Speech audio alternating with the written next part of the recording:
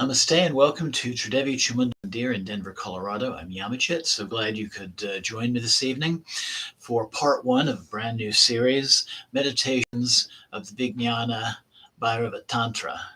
So last 4 weeks, we did a series on the goddesses of the Trika lineage of Kashmir Shaivism.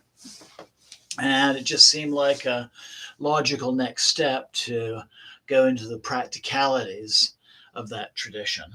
So the Vijnanabhairava Tantra is probably the most accessible of the old Trika scriptures, and it includes 112 different meditations.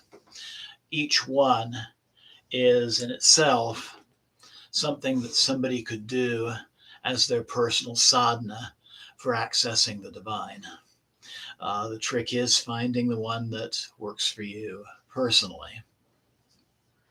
I say 112, but there are some repetitious ones, sometimes slight variations. And so I'm going to be condensing some of those into one practice. But tonight, we're going to do a little introduction to this scripture. We're going to do the first meditation, which is Yogic Breath with pauses during, just light pauses, maybe 1 or 2 seconds between inhalations and exhalations. And then during our puja, we're going to do another meditation on the syllable Om. Before we begin, a couple of announcements. This coming Friday will be the next installment of the 12 Kalis series. We'll be honoring the third form of Kali, Siti Nasya Kali, the destroyer.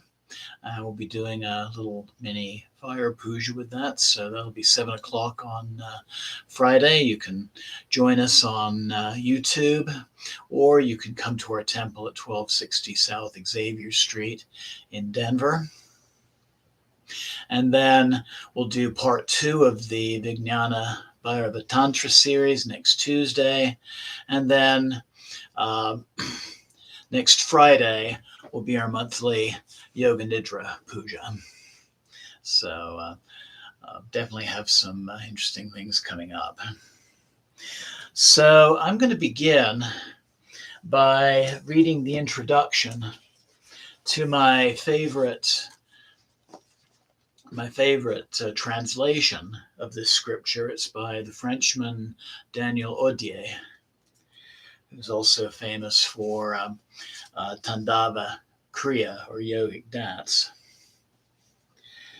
So Vijnanabhairava means the inner wisdom of Bhairava. And Bhairava, also called Bhairav in Nepal, is the wrathful form of Shiva. This is the Shiva that you might find on a cremation ground.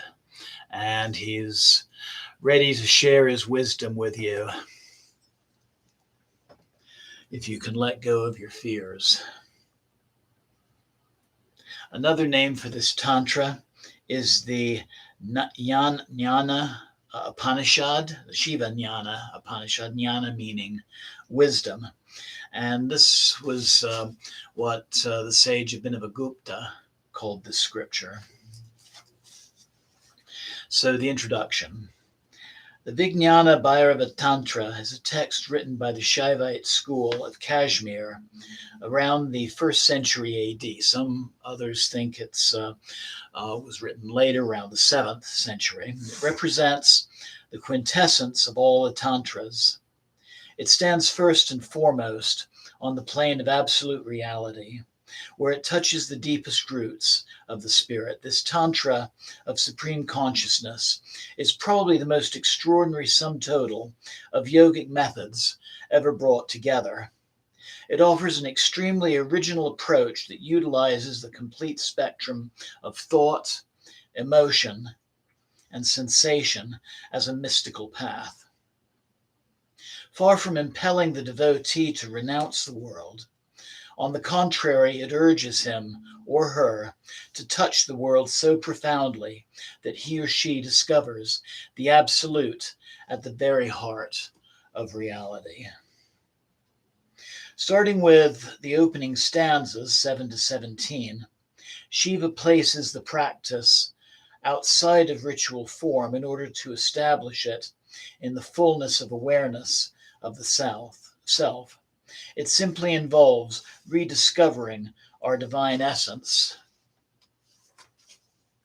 of Shiva Shakti, the divine masculine and the divine feminine, through the practice of exercises that focuses our attention, allowing us to see the divine. It is at the very heart of awareness of breath, sensations, emotions, and thoughts. The great originality of this Tantra resides in the fact that it rehabilitates negative and disturbing emotions into great yogic paths. In this way, jealousy, fear, violence, anguish, and projection are valorized as moments of the complete oneness of the personality that can provide access to cosmic consciousness. The Tantrika rejects no facet of human experience, but seeks only to use reality as a door that provides access to higher mystical states. Reality and illusion thus find themselves combined in this quest that defies duality. For the Tantrika, there is nothing that may not be on the path. Bhairava and Bhairavi, that was another name for Kali, the Divine Mother, lovingly united in the same knowledge, left the undifferentiated state of their dialogue may enlighten, so it may enlighten all beings. So this particular Tantra is written, like other scriptures of this type, as a dialogue between Lord Shiva and Ma Shakti, the Divine Mother. The Divine Mother asks questions of Lord Bhairava, and he gives the answers. When I've been reading a lot of these scriptures, it almost seems like Lord Shiva is sitting for an oral exam, and Ma Shakti is the professor. So I'm going to begin by reading the first few verses of the Tantra up to verse 23. This will give a nice introduction to the scripture, and then our meditation will be on verses 24 through 27. So let's begin. Bhairava's Shakti, Bhairavi, said, O God who manifests the universe and makes light of this manifestation, you are none else than myself. I have received the teachings of the Trika tradition, which is the quintessence of all the scriptures. However, I still have some doubts. O God, from the standpoint of absolute reality, what is the essential nature of Bhairava? Does it reside in the energy of phonemes, in the realization of Bhairava's essential nature, in particular mantras, in the three Shaktis of the Trika, Para, Pada, and Apara, in the presence of the mantra that lives in every word, in the power of the mantra present in each particle of the universe? Does it reside in the chakras, or the sound ha, or is it only the Shakti? That which is composed, is it born out of both immanent and transcended energy, or only out of immanent energy? If it were the product of transcended energy only, then transcendence itself would have no object. Transcendence cannot be differentiated in sounds and particles, for its undivided nature cannot be expressed in that many. O Lord, may your grace do away with my doubts.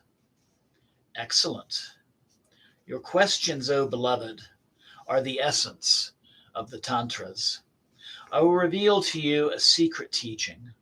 All that is perceived as a composed form of the sphere of Bhairava must be considered at phantasmagoria, magical illusion, a ghost city hanging in the sky.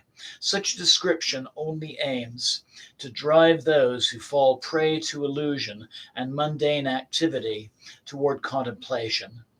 Such teachings are meant for those who are interested in rituals and external practices and stuck in a state of duality. From an absolute standpoint, Bhairava is not associated with letters, nor with phonemes, nor with the three Shaktis, nor with breaking through the chakras, nor with any other belief, and Shakti does not constitute his essence. All these concepts taught in the scriptures are aimed at those whose mind is still too immature to grasp the supreme reality. They are mere appetizers meant to spur aspirants toward ethical behavior and spiritual practice so that they may realize someday the ultimate nature of Bhairava is not separate from their own self. So this is a path of finding the divine within yourself. Mystical ecstasy isn't the subject of dualistic thought. It is completely free from any notion of location, space, or time. This truth can only be touched by experience. It can only be reached by those entirely freed from duality and ego and fully established in the consciousness of the self. The state of Bhairava is filled with pure bliss of unity between Tantrika and the universe. Only this state of Shakti in the reality of one's own nature, thus recognized, continuing the entire universe, one reaches the highest sphere. Who then could be worshipped? Who then could be fulfilled by this worship? Only this condition recognized as supreme is the great goddess. Since there is no difference between the Shakti and the one who embodies her, nor between the substance and object, the Shakti is identical with the self. The energy of the flames is nothing but fire. All distinction is but a particle to the path of true knowledge. The one who reaches the Shakti grasps the non-discrimination between Shiva and Shakti and enters the door to the divine. A space is recognized when illuminated by the sun's rays, so Shiva is recognized through the energy of Shakti, which is the essence of the self. O Supreme God, you who bears a trident and garland of skulls, how to reach the absolute plenitude of Shakti that transcends all notions and descriptions and abolishes time and space? How to realize the non-separation from the universe? In what sense is it said that the Supreme Shakti is the secret door to the state of Bhairava? Can you answer in common language these absolute questions? And so that ends the introduction to the Tantra, and this brings us into the first practice, verses 24, 25, 26, and 27. The Supreme Shakti reveals herself when breath and out-breath are born and die at the two extreme points, top and bottom. Thus, between two breaths, experience infinite space.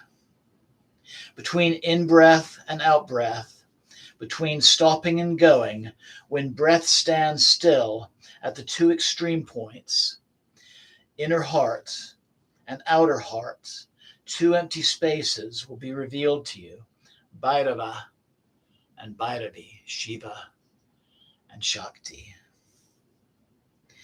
With a relaxed body, when exhaling and inhaling, lose your mind and perceive your heart, the energy center where the absolute essence of Bhairava flows. When you have breathed in and out completely, when the breath movement stops on its own, in the universal lull, the thought of me disappears and Shakti reveals herself. So something we talked about on the previous series is how the three goddesses of the Trika represent stages in the breath process. So the red goddess, Parapada, is the in-breath. The black goddess, Apada, is the exhalation. And Mahapada, the white goddess, is the pause in between the two. So I'd like to do about a 10 to 15 minute meditation on this. So I invite you to make yourself comfortable in a seated position. You can also be laying down as well, or if sitting on the floor isn't working for you tonight, you can also sit in a straight-backed chair. But have your hands resting comfortably on your knees. Let your back be straight so the breath can be full in both exhalation and inhalation. I invite you to close your eyes and just begin deeply breathing in and out through the nose.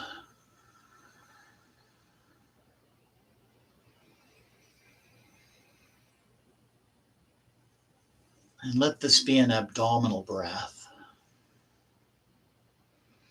So the belly coming out as you breathe in, the chest rising, and then as you exhale, the chest coming down, the belly coming toward the spine.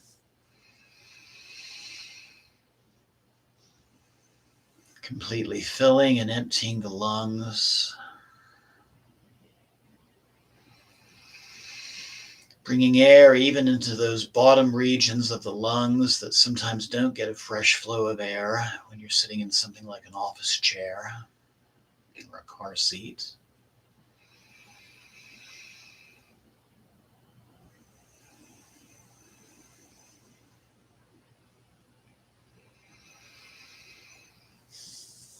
And as you breathe,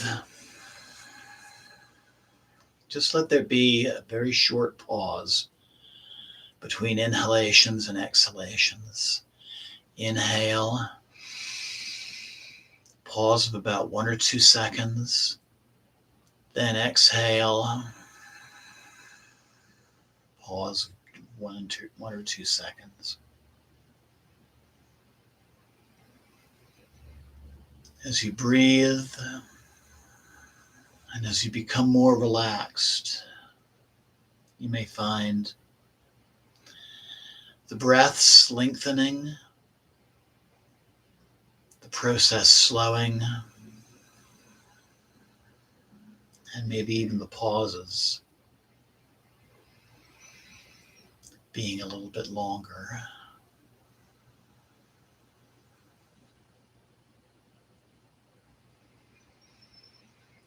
But be aware of all three aspects of the breath. Feel the cool air coming in through your nostrils and entering your lungs as you inhale. Feel warmer air exiting your nostrils as you exhale. Feel the air entering and leaving your lungs And at the same time, let your awareness also be on those two pauses between the in-breath and the out-breath.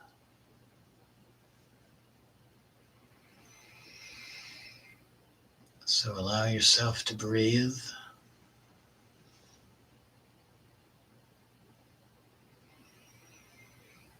And just allow yourself to explore the experience.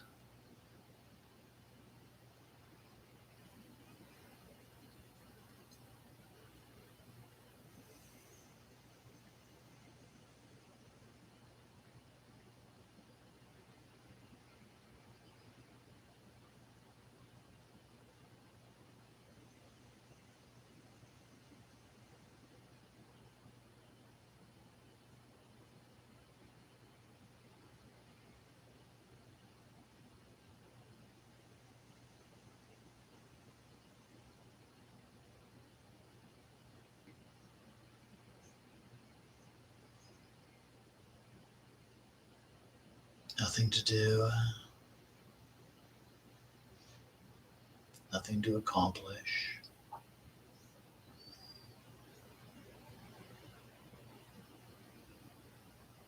Just being present with the breath and just being.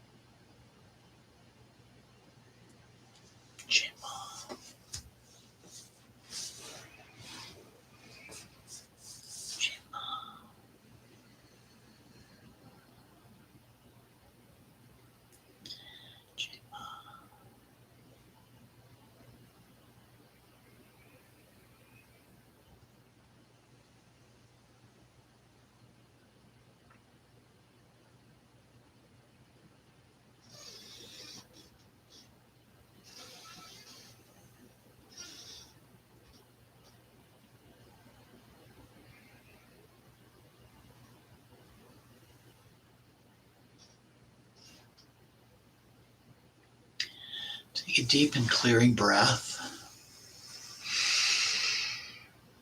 Letting go of the meditation and bringing your awareness back to your body and your personal space. You move your fingers and toes, your hands and feet, your arms and legs a little bit. And when you feel ready, I invite you to slowly open your eyes. So very simple meditation, yet very powerful. Wonderful way to unwind at the end of a day, especially if it's been a very stressful day at work. The breath is the oldest and the simplest of mantras, the sound of the inhalation and the exhalation, and even those pauses of silence in between.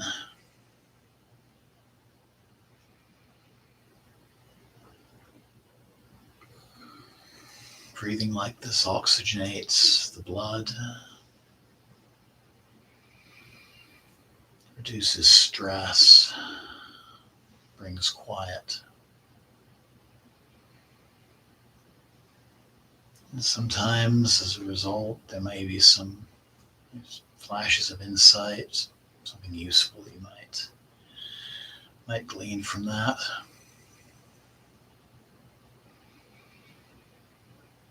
But even this very simple meditation can be a primary sadhana.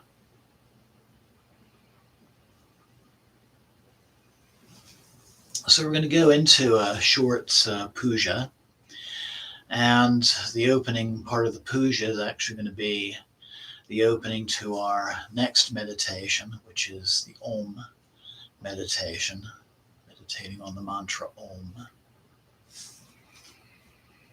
So before we begin our puja, there's some people I'd like to remember. Gail and Homer Hollinsby,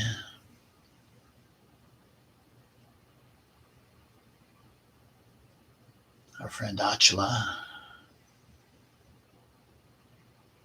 our friend Anup and his family in India, and anyone else who is in need at this time.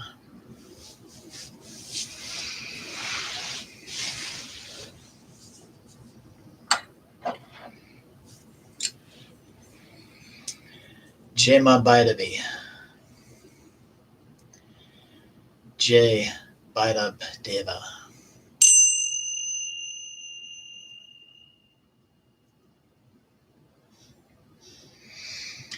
Om.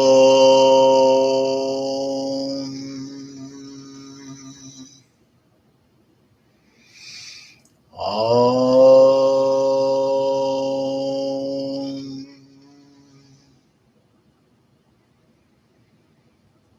Om.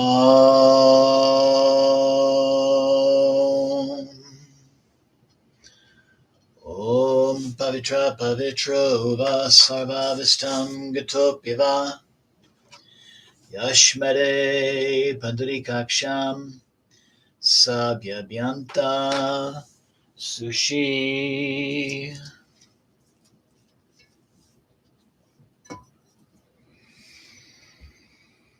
Om Gam Ganapataye Namo Namah. Jai Ganesha. Om Sri Guru Bhyo Namah. Jai Guru. Om Namah Shivaya. Om Kailase Patona Namah. Om Namah Shivaya. Om Jayanti Mangalakali Bhadrakali Kapalini Durga Shama Shiva Datri Svasvada Namostute Jayatvam Devi Chamunde Jaya Bhutita Harani Jaya Sarvagati Devi Kalaratri Namostute Jai Ma Kali. Om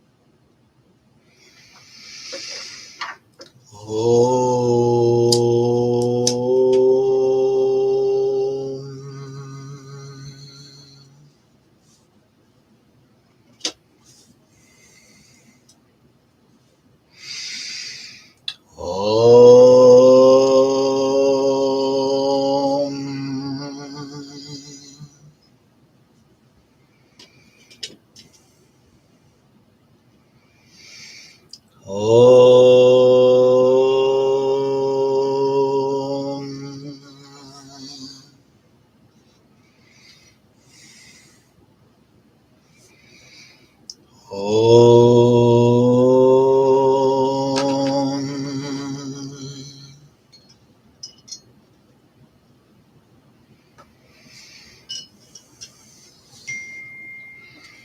Om.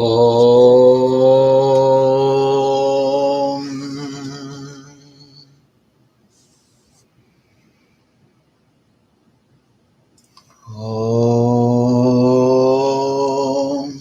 Om Namah Shivaya. Jai Mata Di.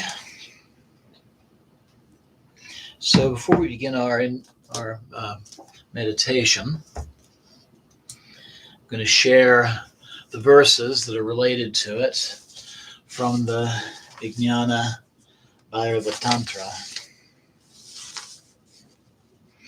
This is verses 38 and 39. Meditate on the natural sounds that surround you, like the continuous sound of a waterfall, or closing your ears with your fingers and listening to the natural sounds. Through this, the state of Brahman, divinity, is attained. Om is the creative, expansive vibration of the universe. And you can hear Om in a waterfall or a stream, in wheat and ocean waves and the wind, closing your ears, and hearing the sounds of the body. Even in city traffic, you can hear Om. Then verse 39 tells us, O goddess Bhairavi, sing Om, the mantra of Shiva and Shakti's union. Sing it slowly and consciously, and become one with the sound, and merge into the void. So we're going to do 27 rounds of Om.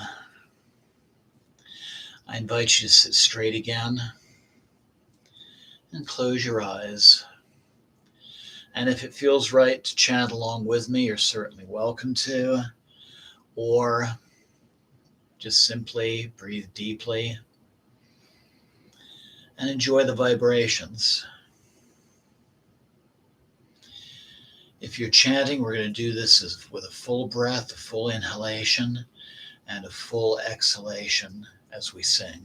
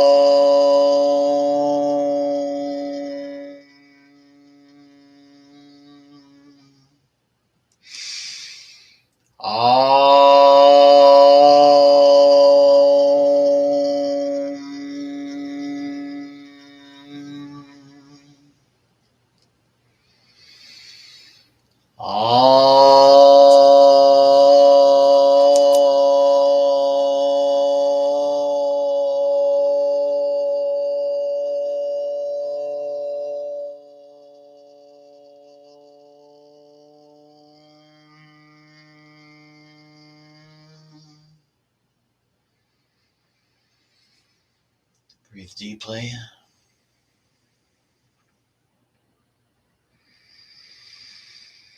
And just relax.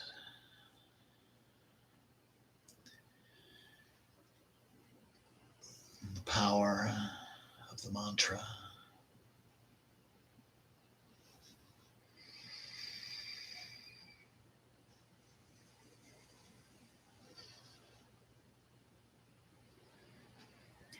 And let that divine Shakti energy heal you, guide you. May it bring security, a sense of safety.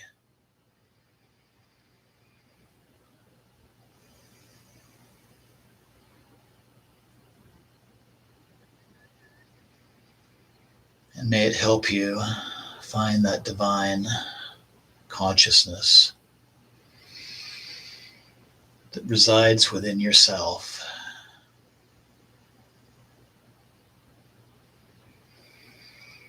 That divinity that can be accessed at any time whenever you have need.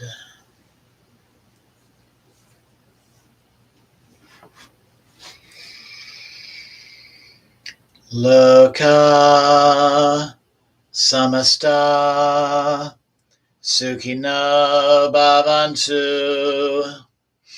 Loka samasta sukhino bhavantu. Loka samasta sukhino bhavantu. Om Shanti Shanti Shanti. Happiness to all Earth's creatures. Om peace, peace, peace. Om Tat Sat Om. Jai Ganesha. Jai Guru. Om Namah Shivaya. Jai Ma Kali. Jai Mata Di. Jai Mata Di. Jai Mata Di. I invite you to take a deep and clearing breath, bringing the palms of your hands to heart center. Slowly opening your eyes. And namaste. Blessings always. And thank you so very much for joining me this evening. And April, namaste. Thanks for tuning in. So I hope you enjoyed both of those meditations, and I invite you to try them, maybe integrate them into your own practices. Always welcome comments and feedback, either messaging me at my channel, or you can contact me at omcdevi@gmail.com. That's AUMC Devi, DEVI, at gmail.com. So have a wonderful night. Look forward to you joining me on Friday for the third installment of the 12 Kalis. Namaste. Jai Ma.